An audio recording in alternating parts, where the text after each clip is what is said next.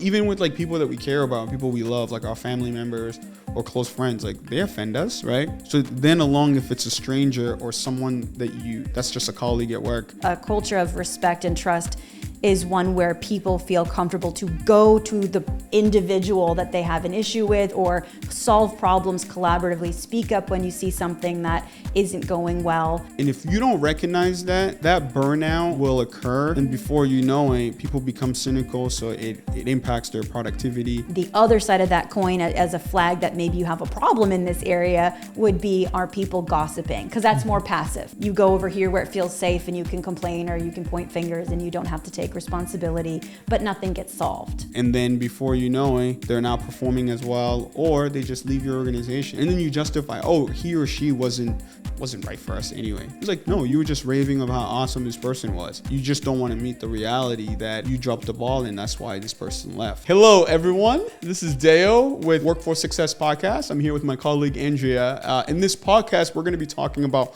respect. Respect is one of our 7 principles. And respect, it is a universal principle that many would say it's pretty easy to respect people. But unfortunately, we all fall short sometimes in regards to our moral principles of how we show up as human beings.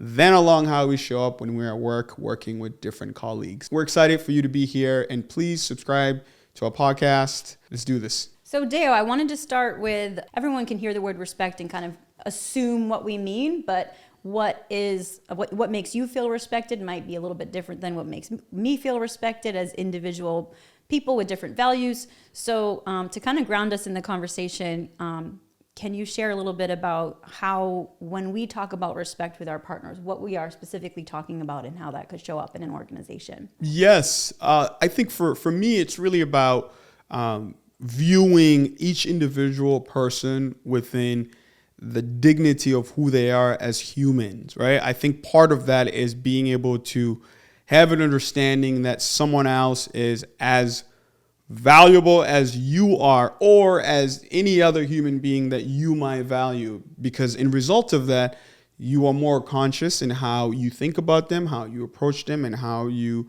engage with them. And respect is a very, very important thing, especially within the workforce environment, because people will feel that based on the energy that you put out, how you look at them, your body posture, how you listen to them, and even how you acknowledge them, right? Like if you're walking by someone, the eye contact you make with them, your body language, how receptive you are. So a lot of the respect elements actually comes from how you present yourself holistically to others and how they feel about their existence when they're in the same premise as you are. And I think it's a really important part, and it's really critical. And I think in the workforce environment, folks might come at it from their own perspective and point of views, and a lot of times it lives behind the intention versus the action. So in a lot of the work that we do, we say it's important for you to be explicit, that you're showing up in a way that it reflects how you feel internally. And if you don't feel positive towards someone else internally, then you have the opportunity to be able to confront yourself in order to identify, how can I approach this person differently? And a lot of time in the workforce environment, we might justify our negative behaviors or actions and how we might feel about someone else. Mm-hmm. So then we will never be able to confront our own negative perspective and point of views that we have of others. And then when we engage with those individuals on the receiving end of our behaviors and action, they will always feel a certain way about how we show up when we're engaging with them. And a lot of times that's when people would say, oh, I actually don't really feel respected by this person because they do this and they do that. So respect is about having a perspective that allows you to see another human being as a human being who deserves to be here or at the present of wherever you are. And hopefully it translates into your action as well. Right, so you've kind of talked about in there that there's a mindset and a belief system, which is there's a mindset or belief that you as a human being are worthy of respect and dignity. And then there's also the behavioral element of respect is what you outwardly show. And they certainly must relate, because if you're taking a mindset towards an employee, maybe they're a lower on the hierarchy chart, right? And therefore, you think they may not be as important for you to make a connection with or impress or align with, right? And that mindset of hierarchy, right, it might contribute to how you might show up and behave around them and your actions towards that individual. Oh, 100%. We see this a lot in a lot of the work that we do where there's this undertone of entitlement, and that entitlement kind of trickles back down from the organizational structure of an organization where if there's negative perspective and point of view or actions that are displayed from those who are on top, it kind of trickles all the way down. Mm-hmm. And sometimes we do this unconsciously. So it's like, oh, you try to find the value around what your worth is within a setting. So regardless of where you are within the totem pole, you take it and you hold on to it. So it might be like, we've even seen in certain organizations, it might be like someone who carries a bunch of keys. Like they're like, oh, I carry a bunch of keys. So I walk around showing that I carry a bunch, right? Mm-hmm. Or it might be a supervisor or a manager or an assistant director or an AVP, right? So there's this sense of like worth, self-worth that you have about yourself in that environment. And then sometimes because of that self-worth that you have, there might be some negative behavior or actions that comes back to you because of where you are in that, that ladder. So then you take it and you also translate it into how you see others that might be underneath you. So it becomes like a trickle effect. The unfortunate part of that is those who are on the receiving end of those behavior, you're just perpetuating the same actions that you're receiving from on top that you don't want it to be perpetuated. I do want to come back to the entitlement piece. The whole, it actually goes back to how we started this conversation around feeling worthy, right?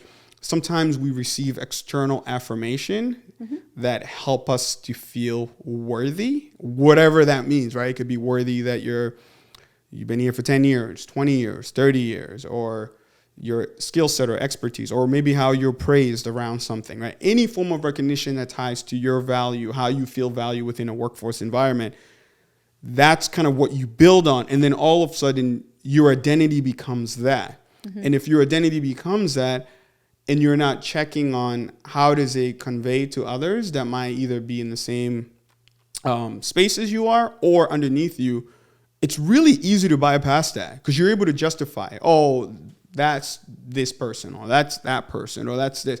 And then your treatment towards those folks, you might be compromised that you actually don't value them, or you don't think that they deserve the same intention or the same caterance that you might offer to someone else.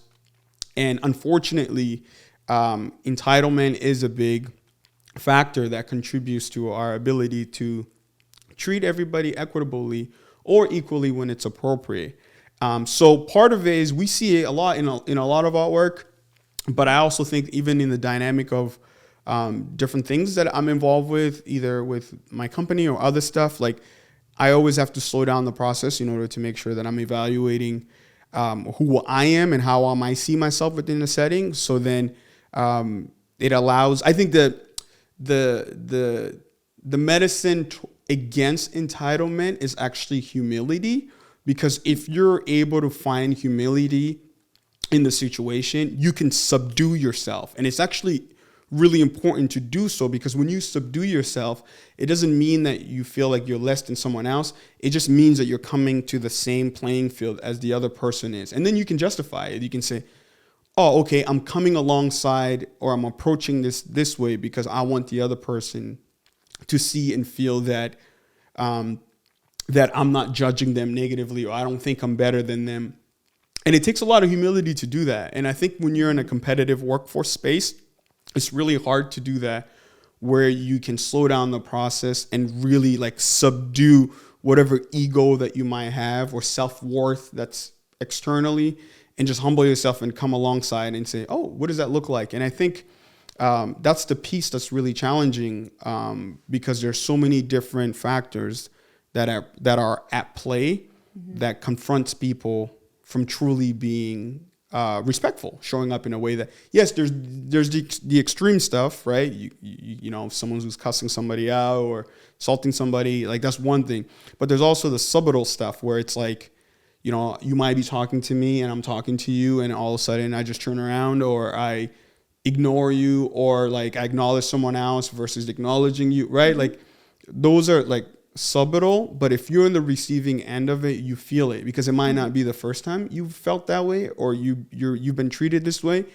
And those who are in the receiving end of that behavior, it almost kind of becomes their everyday experience. So they're used to it, and it hurts for a lot of people. A lot of organizations that we've worked with, we've come along different employees that express things like that. They would say, hey, the way that they don't even look at me, or they don't even shake my hand, or they don't even look at me in the eye, right? It's like people lose their self dignity in those settings because they don't experience it from maybe above, and then it just becomes part of the norm, right? So that's why respect is really important. I think it's important when you think about respect.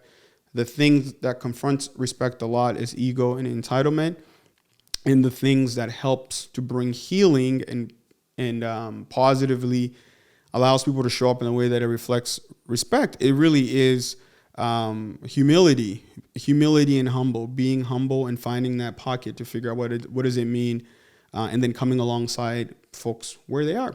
Because at the end of the day, like if it's not part of, if what's being, so I think, I mean, I'm going to unpack this real quick. I find this to be fascinating because I've worked with so many different types of people in so many different organizations and hierarchy. And some great leaders, like it's actually like their secret sauce, their ability to be humble and have humility. Like I remember there's this one executive that I used to work with. Like he was really good with people's name, and he ran like a fairly large organization. But I was in different settings with this individual, and I didn't work with this individual on a regular basis. But every time I would see this individual, one, he would recognize me, but not just me. Like I was in other settings where like he would always, like he would say hi to folks, knows their name and knows some sort of a touch point of what those individuals, maybe even life is. And I was like, oh snap, like that's awesome, right? Like I'm sure if you're in the receiving end of it, like you feel it, right? Like you feel it, like you feel acknowledged. I matter enough for them to remember me. You feel recognized, right? So anyways, I know I went all the way in, but I think it's an important part because respect is like, respect is where it starts. You know, I think that's the biggest touch point to how people see themselves. And then there's some people that are marginalized, or they might be underrepresented or whatever, in whatever way, but they have this sense of dignity. So it's like, it doesn't really matter like what others might say about them. They still have this like self pride of who they are. Right. And there's times that I see that, and it's like really encouraging, because you're like, wow, like your circumstances might say otherwise, but you're like, you got your shoulder up, like, let's go, let's make this happen. And in the workforce space, like some leaders struggle with people like that, because they're the ones that are thinking outside of the box. They're the ones that are maybe confronting the norm if there's things that are contrary to what an organization wants to do. So like those, like, so that's like the opposite side of it. And then some people might say, oh, they're so entitled. It's like, no, they have pride in who they are. And there's a moral principle that they're trying to uphold or hold on to. And that's all they're trying to do, right? So it's like, it's full circle there, right? For those who are leading and those who are looking at their followers and how they're behaving and acting. So yeah, that's my answer to that. I'm curious if you could speak a little bit to what might be some indicators that there is an issue with a lack of respect within your organizational culture. Like, how would a leader know and be able to identify, to become more aware of the level of respect that's going on within their teams? And then what are the risks associated with allowing that to persist?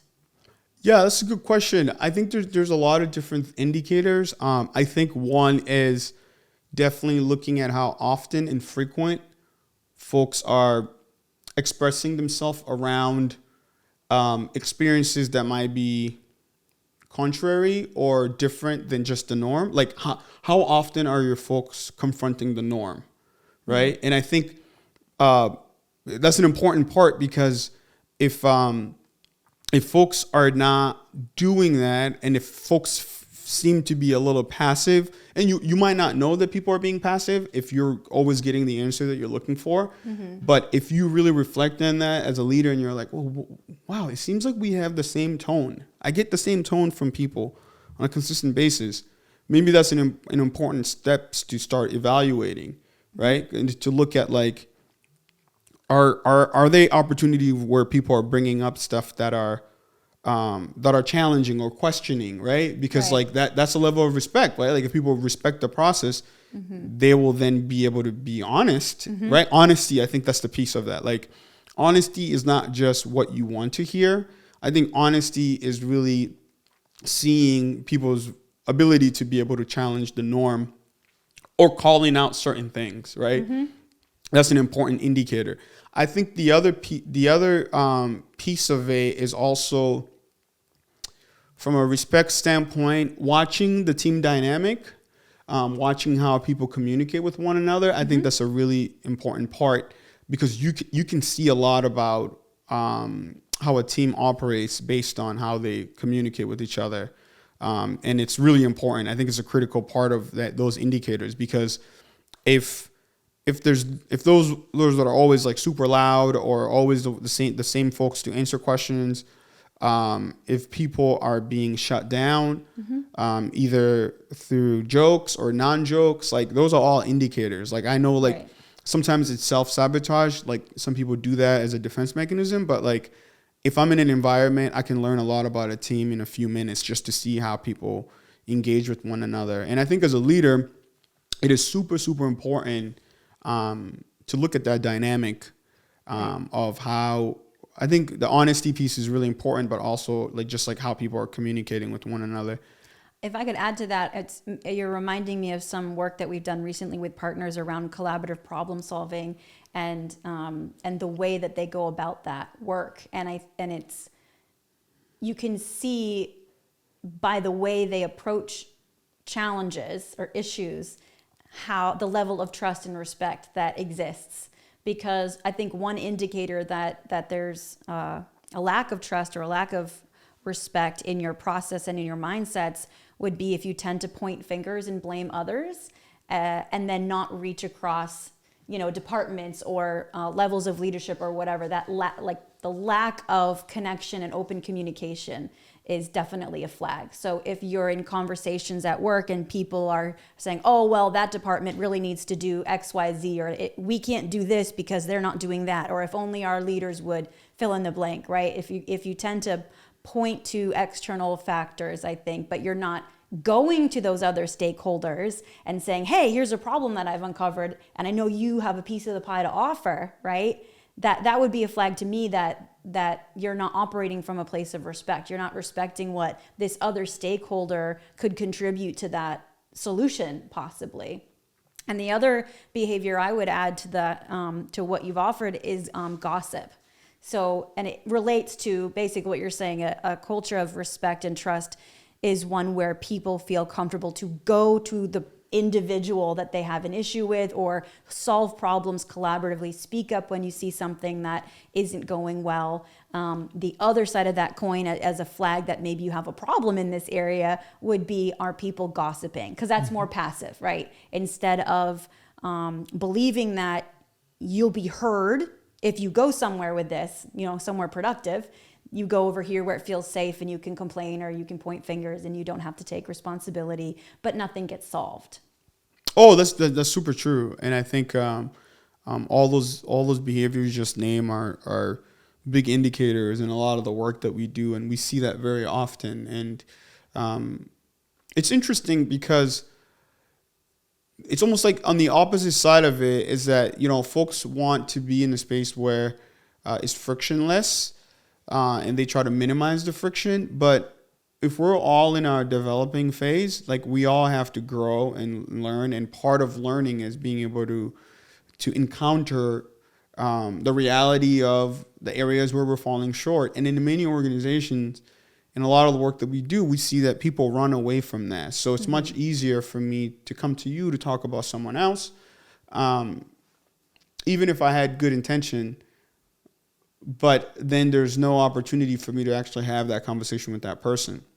And then depending how you feel about that person, you might also create your own negative narrative around that person.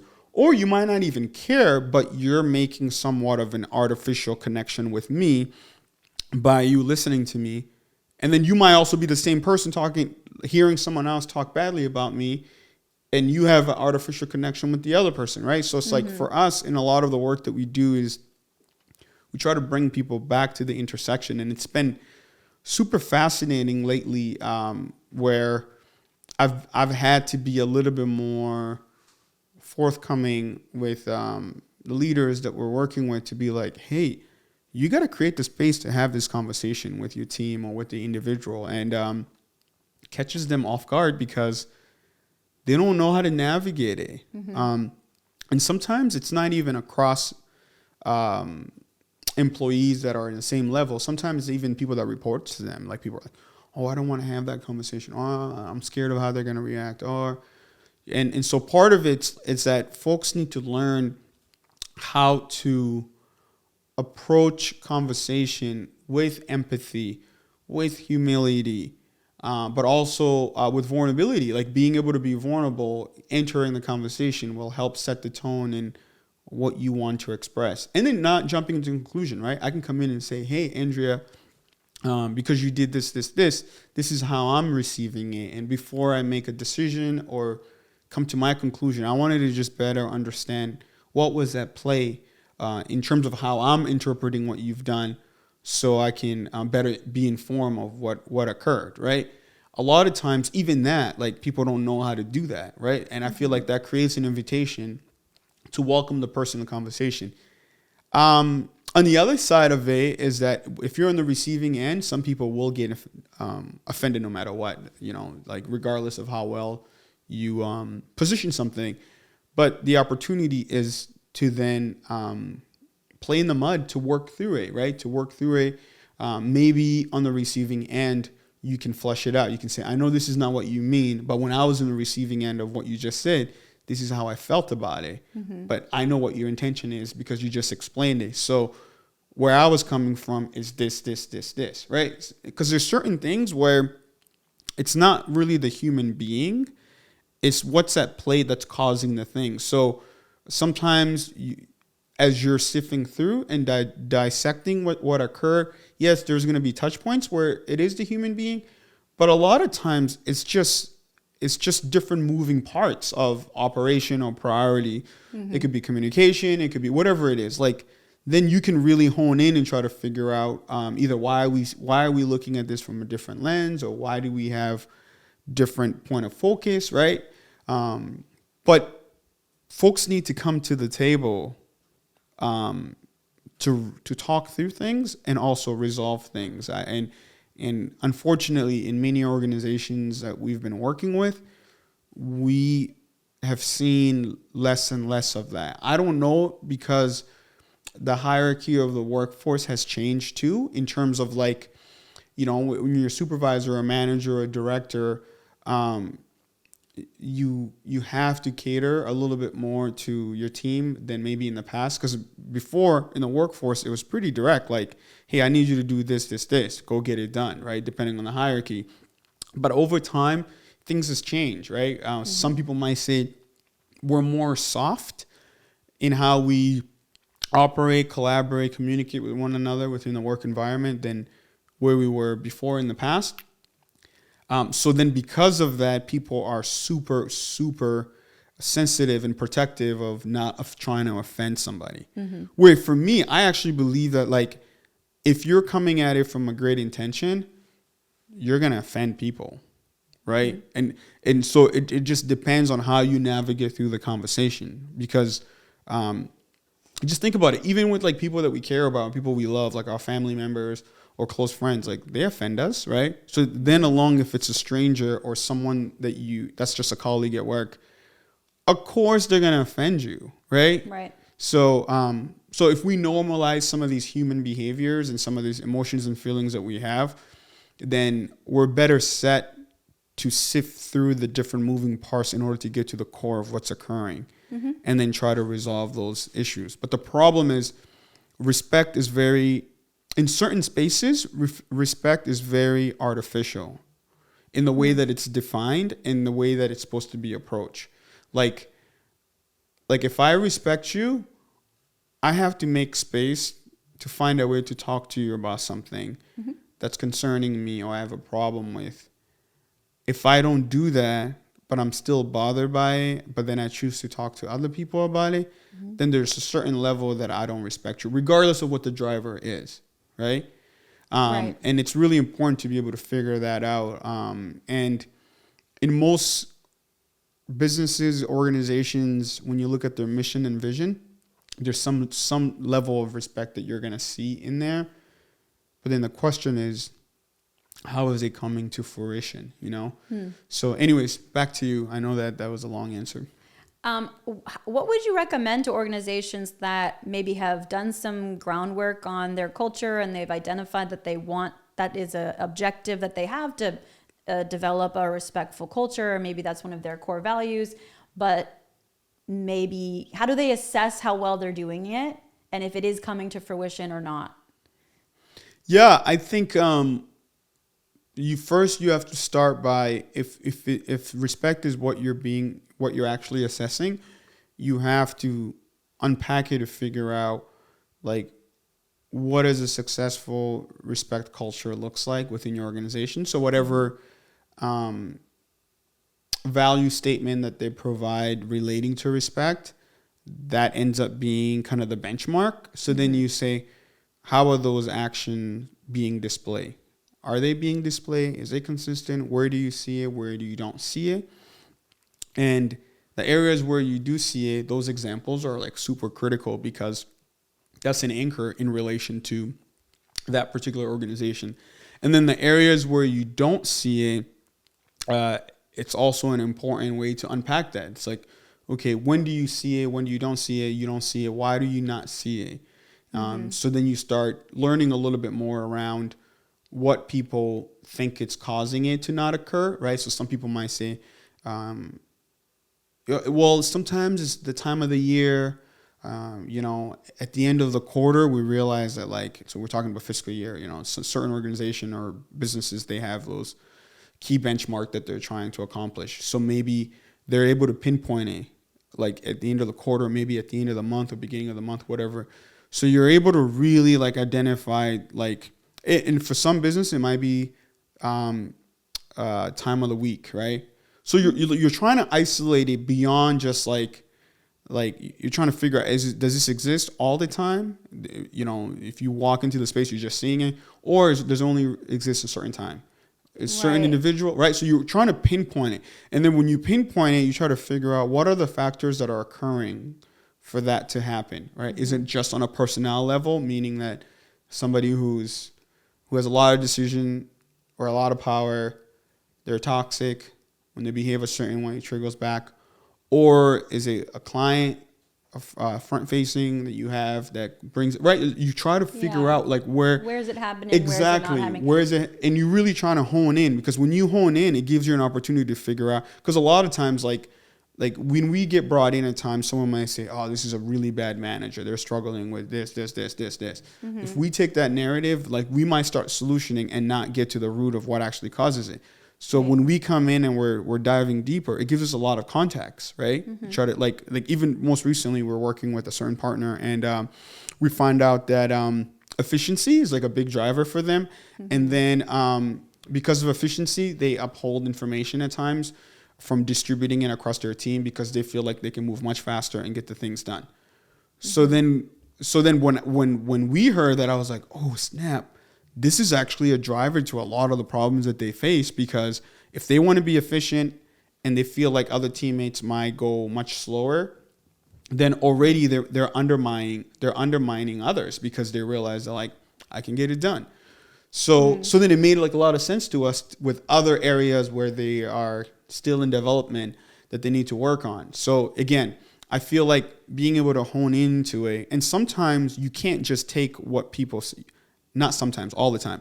You can't just take what people give you as their assessment in order for you to go to resolve. Because a lot of times someone might be like, oh, da da da da da, and you're like, oh, but if you don't go and unpack and really figure out, like from a data standpoint, it could be qualitative, it could be whatever matrix they have, then you can really figure out what are the things.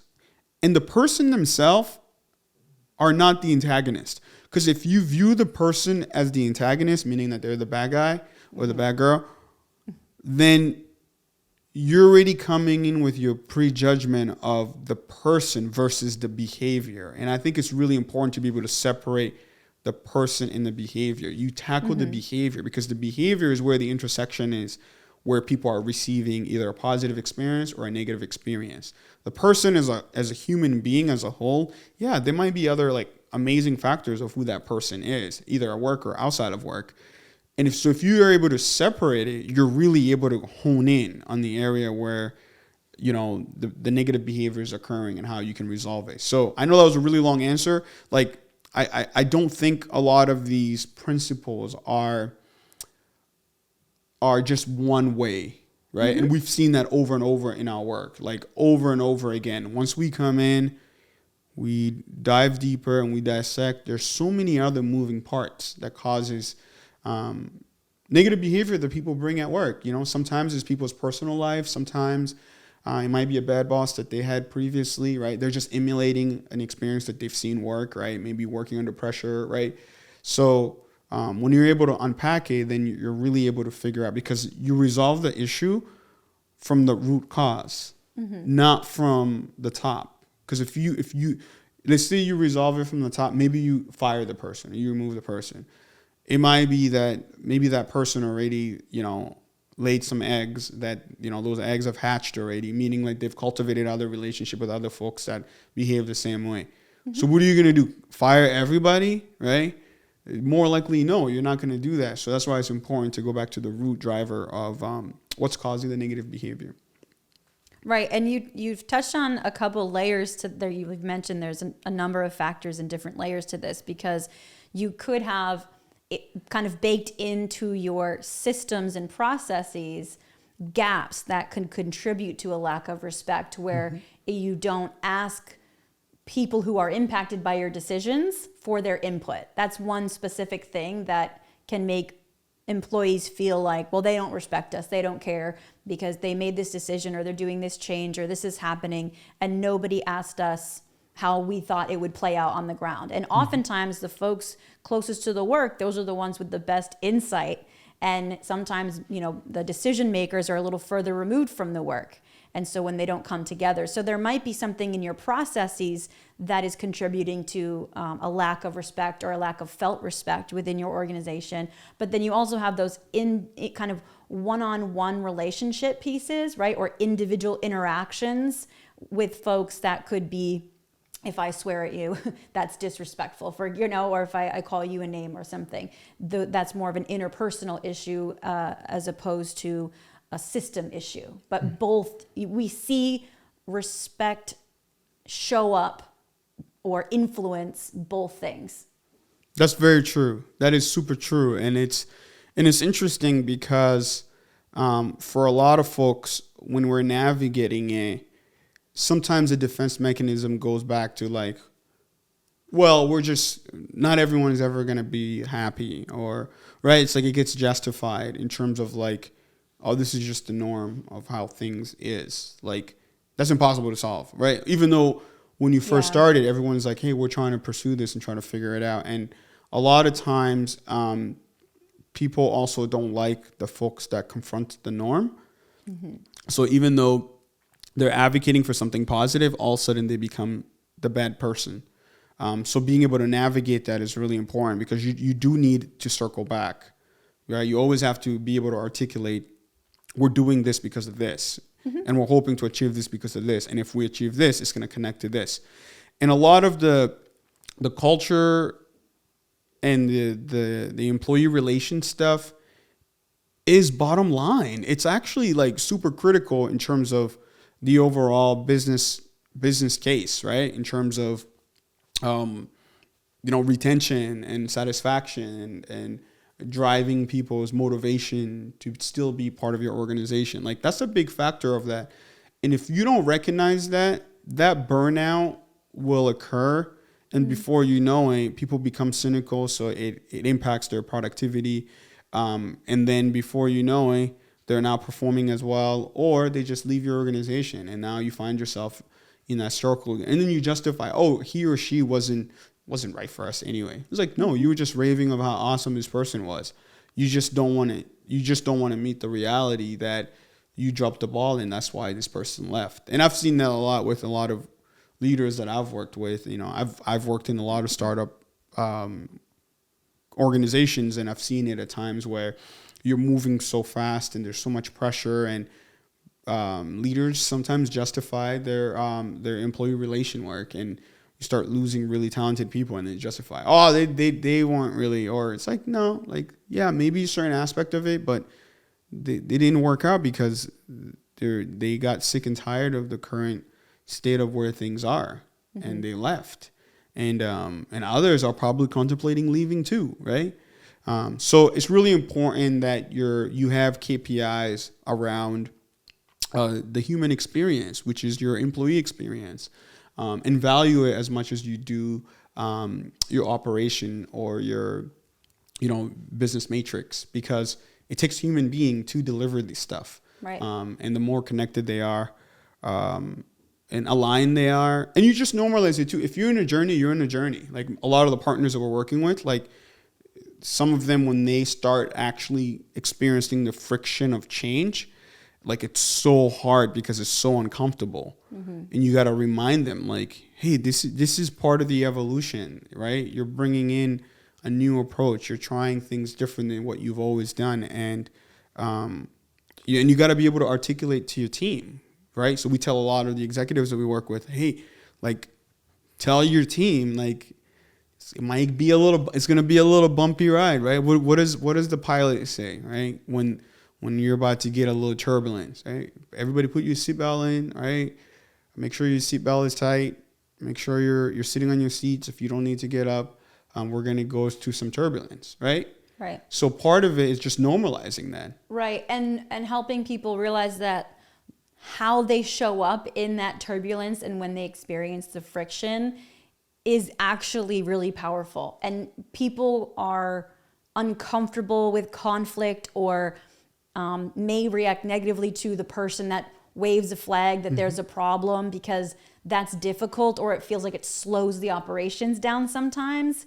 But we have found, we've seen it play out with some of the teams we work with, that if you give people the right space, kind of a safe, respectful space to put a problem on the table and solve it together, and see what they come up with, most people want to do a good job and they want the operations to be run more smoothly, and it actually feels good to solve a problem together.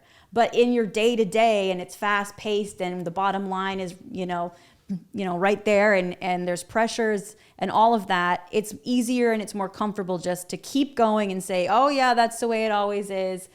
But we have seen it play out where the process of confronting problems and the uncomfortable, the uncomfortable process of looking at what you need to do better, or a mistake you made, or just things that could improve, and responding to conflict respectfully can build mutual respect. If we have a conflict and we actually sit down together and we can manage our own emotions enough to listen to each other so that we each feel heard, and maybe we come up with a solution, that process is healing, and you'll leave that conversation with more respect for the other person, and you'll feel more respected.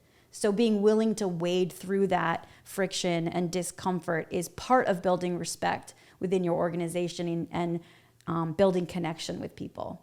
That's so true. And I think the thing that makes it very challenging for people is sometimes it's much easier to blame the person versus the system or the process or the behavior, because if you don't blame the person, then you're coming at the conversation from a sense of understanding, because then now you feel like, oh, it kind of doesn't really justify my emotion. Like you kind of feel silly. Like I'm sure for a lot of folks, I know in my personal life, sometimes when I've come to that resolution, like I realize, wow, it really is not really that much of a big deal. Like, and then you just like, you're like, all right, what's the worst thing? It's like, oh, okay.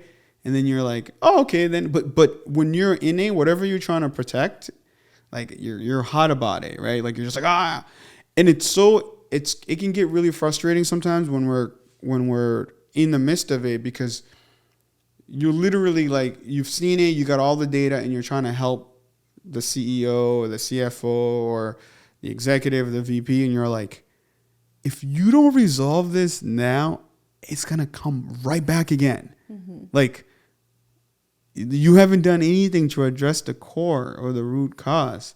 Like, it's gonna happen, right? Like, you're gonna be in this again. Like, and that's the piece of like normalizing that process of like just knowing that when you're going through the friction, like, no, you might be on the end of, maybe you're causing the problem, and if you're causing the problem, are you ready to humble yourself and to be in a position where you're willing to take ownership and allow someone else? And I think for the thing that's been really, really interesting for me, it's like over the years, because of a lot of the coaching work that we've done, the mindfulness and all of it, coactive coaching, all the stuff that we had an opportunity. Andrea and I, for my listeners, we spent many, many years coaching adult learners, and we had the fortunate of looking at so many different models of helping people take ownership.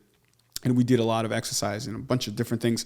So through that process, like, I learned a lot about, like, you know, that sometimes things are super, like, they're very subjective. Like, it's where you, like, anchor yourself around what you make meaning of anything determines how far you're going to go when it comes to, like, digesting something or dissecting something. But if you're, like, so super stronghold on it as a be all, then you're just protecting your perspective and point of view around that particular thing.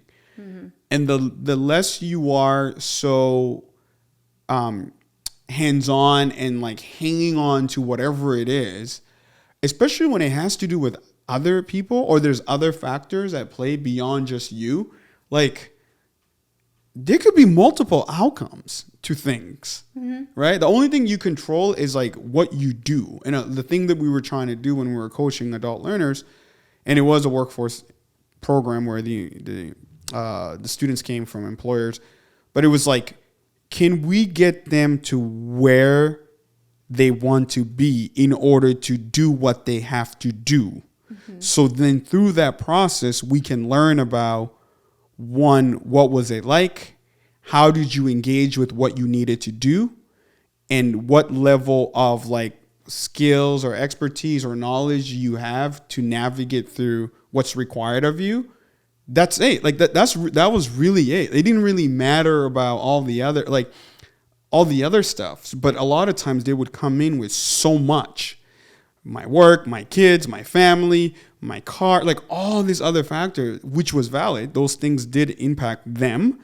But some of those things had nothing to do with the intersection of what they needed to do. So what we would do, we would try to move a lot of the stuff out of the way. Like, if you're there, what will make you do the thing? At this point, we're talking about their schoolwork. And once they moved away from all the noise, you can clearly find it. And so for me, in a lot of my process, it's been a really, you know, for the last 5 years, I would say it was like a very transformative process of, like, just learning, like, certain stuff, like he doesn't really, you know what I mean? Like, certain stuff, it's like, I can only hold on to it as much based on where my connection is to the thing. But outside of that, like, if it's Andrea or my other colleague or whoever else, or even my kids, it's like, what's the consequence? Like, what? So if this doesn't work, I'm telling you, it's not going to work because your mom and I have gone through the process, and I know it's not going to work. Like for instance, like my son over the summer, he wanted to put the hoop down to 7 feet. He's not that tall. And he is trying to dunk. Like he would go out there every single day. And I was like, hey, buddy, what happens is when you put the hoop down, you end up shooting on a 7 feet hoop. When you play, it's a 10 feet hoop. So you got to play on the regular hoop because you don't want to develop your shooting habits with the 7 foot hoop. So no, Dad. And I'm like, because his point was he was trying to practice how to dunk, but he would forget to put the hoop back up and then he would just shoot with the 7 foot hoop. He can do that like all week. And I'm like, dude, your regular hoop is 10 foot, right? And then eventually I told him, I was like, all right, then.